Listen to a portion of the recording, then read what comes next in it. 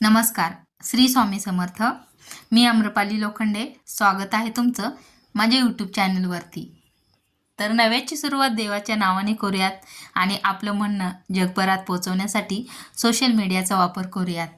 तर चला, आज आपण 15 ऑगस्टच्या निमित्ताने आपण खास हा व्हिडिओ बनवलेला आहे. आपल्या 90च्या आज 15 ऑगस्ट आली की आपल्या शाळेतल्या जुन्या आठवणी जाग्या होतात. खरंच कसं होतं ना तो 90चा काळ, त्या जुन्या आठवणी आपल्या मुलांचं पाहिलं की आपल्याला आठवणी, आपल्या शाळेतल्या आठवणी आपल्या जाग्या होतात. तर तसंच आज माझ्या देखील आठवणी खरंच जाग्या झाल्यात आणि पुन्हा त्या नव्याने नव्याने पुन्हा आपल्या डोळ्यासमोर यायल्यात. तर चला, आज आपण त्याविषयी या व्हिडिओमध्ये थोडंसं जाणून घेणार आहोत की कशा होत्या जुन्या आठवणी, आपला जुना काळ, आपण कसे 15 ऑगस्ट साजरा करायचो, कसे तयार व्हायचो, काय काय करायचो, हे आज आपण ह्या व्हिडिओमध्ये पाहूया. तर हा व्हिडिओ स्किप न करता नक्की पहा. या निमित्ताने तुमच्या देखील आठवणी, 15 ऑगस्टच्या आठवणी पुन्हा जाग्या होताल आणि तुम्ही देखील तुमच्या मुलांशी शेअर करताल. चला तर मग. तर बघा कसं होतं ना, पहिला आम्ही 15 ऑगस्ट म्हटलं की आदल्या दिवशी खूप तयारी आमची असायची.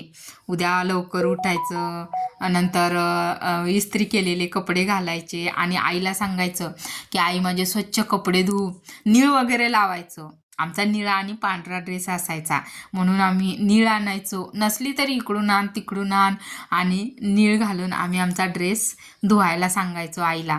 त्यानंतर आता ड्रेसला इस्त्री तर कशी करायची, त्यावेळेस अशी घरोघरी इस्त्री नव्हती किंवा दुकाने देखील कमीच असायची आणि दुकानात जायला पैसे तर हवेत ना इस्त्री करायला. तर घरी इस्त्री करण्याचा प्रयत्न करायचा. तर त्यावेळेस ना अशा कोळशावरच्या अशा लोखंडाच्या इस्त्र्या असायच्या, कोणाच्यात तरी क्वचित असायची इस्त्री. मग त्यांच्यात मागून आणायची, मग कोळसा जमा करायचा, मग ते ड्रेस मस्त नीळ घालून धुतलेला तो कोळशाच्या इस्त्रीने तो ड्रेस मस्त इस्त्री करायचा आणि खूप छान वाटायचं. खरं खूप छान आनंद व्हायचा खरंच त्या गोष्टी. कधी कधी असं इतकं पण एवढं हे करायचं ना त्या दिवसासाठी आम्ही, इकडे पळ तिकडे पळ, इस्त्री आण, हे कर, आणि म्हणजे असं आमची धडपड असायची या गोष्टीसाठी, कारण उद्या छान जायचंय ना. त्यावेळेस असं असायचं की आपल्या हातामध्ये घड्याळ असावं. इतरांचं पाहिलं की आपल्याला देखील वाटायचं की हातामध्ये घड्याळ असावं किंवा एखादा गजरा घालून जावा किंवा एखादं फूल गुलाबाचं घालून जावं. असं म्हणजे किती असं नटावं, बांगड्या घालावं की काय करावं, असं वेगळंच फिलिंग्स यायचं म्हणजे त्यावेळेससाठी. मग आमची धडपड असायची 15 ऑगस्टच्या फेरीसाठी.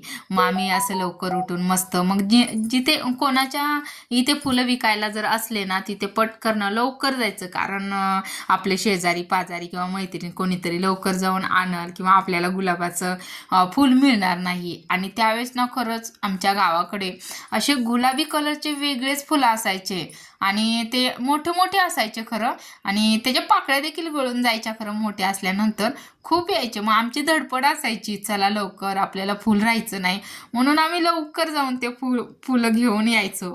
अशी वेगळी मज्जा होती. मस्त असं तयार व्हायचो आम्ही 15 ऑगस्टच्या वेळेस. हातात रुमाल असा वाटायचं, मग आम्ही रुमाल देखील घ्यायचो. खरं वेगळी मज्जा असायची ना, खरंच वेगळंच एक फिलिंग यायचं त्यावेळेस. आणि आईला म्हणायचो मला लवकर उठव, मग आम्ही सकाळी लवकर उठायचो, लवकर आंघोळ वगैरे करून. म्हणजे 15 ऑगस्ट म्हणजे एक असं दिवाळीच्या सणासारखंच वाटायचं.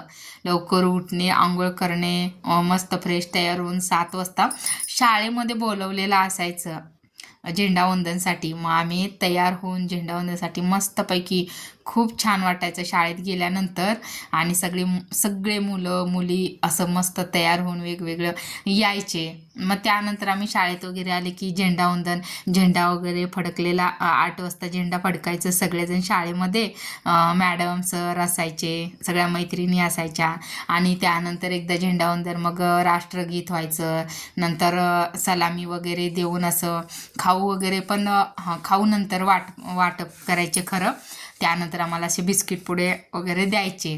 त्यानंतर आम्ही काय तेवढ्यावरच होत नव्हतं शाळेमध्येच, फक्त हा स्वातंत्र्य दिन साजरा होत नव्हता, तर हा पूर्ण गावामध्ये पूर्ण गावामध्ये साजरा व्हायचा. पूर्ण गावामध्ये प्रभात फेरी असायची. असे ढोल ताशा घेऊन मुलं वाजवायचे. त्यानंतर झेंडा वगैरे घेऊन आम्ही असं पाठीमागून आम्ही असं हे करायचो, म्हणजे आम्ही असं घोषणा द्यायचो. मस्त खूप छान वाटायचं खरं घोषणा पण देताना. त्यावेळेस गावातली लोक असे बाहेर येऊ प्रभात फेरी आली की खूप जण बघायचे. लहान मुलं असायचे, बायका असायच्या, माणसं असायची, दुकानं असायची, इतर आम्ही प्रत्येक गल्लीतून प्रत्येक बोळातून त्यावेळेस असं प्रभात फेरी घेऊन निघायचं. त्यावेळेस खूप छान वाटायचं.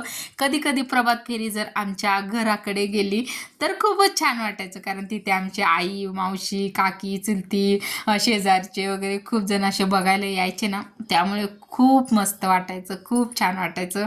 खरंच ते दिवस ना, ते दिवस होते. आता तसे दिवस नाही आहेत. आता ना कोणी प्रभात फेरी काढते ना काही असं आमच्यासारखं त्या 90च्या आठवणीसारखं आजकाल कोणी करते. कोणी काही करत नाही अशा गोष्टी. त्यावेळेसच्या खरंच वेगळे दिवस होते. आणि खरं एकदा गेलेले दिवस खरंच परत येत नाहीत बरं का, खरंच येत नाहीत. ते फक्त आठवणीतच बघावे लागतात गेलेले दिवस. खूप मज्जा होती शाळेत, खूप मज्जा. पुन्हा यावेत त्या शाळेतले दिवस. या जुन्या आठवणीतून एक छोटीशी कविता मी तुम्हाला सांगते.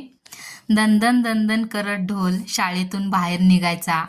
तो प्रभात फेरीचा क्षण होता. सारा गाव पाहायचा. पोरींच्या डोक्याला गजरे आणि हातात रुमाल असायचा. 1 2 3 4 गांधीजीचा जय जयकार असा घोषणांचा नारा असायचा. आम्हाला बघून तो कोपऱ्यावाल्या टपरीतला आबा चिडवायचा. आणि दुसरी शाळा आडवी आली तर घोषणांचा जाळ आणि धूर संगट निघायचा. खरंच तो प्रभात फेरीचा क्षण होता. खूप भारी असायचा, खूप भारी असायचा आमचा 90चा काळ. खरंच खूप भारी असायचा. कुठं तो आमचा 90चा काळ आणि कुठं आज हे 2026. जमीन आसमानचा फरक आहे. खरंच उगच म्हणतात का, जुनं तेच सोनं असतं. Old is gold, old is gold. हे दिवस खरंच नुसते आठवत राहायचे. आत्ताच्या मुलांना या गोष्टी नाहीत अनुभवायला मिळत. आजकाल वेगळंच आहे. जग खूप खूप पुढे गेले. पण हे जग जरी पुढं गेलं असलं ना, तरी असं वाटतं की तेव्हाचं तेच जग 90चंच खूप खास होतं आणि खूप छान होतं. व्हिडिओ आवडला तर नक्की लाईक करा, सबस्क्राईब करा. चलो बाय.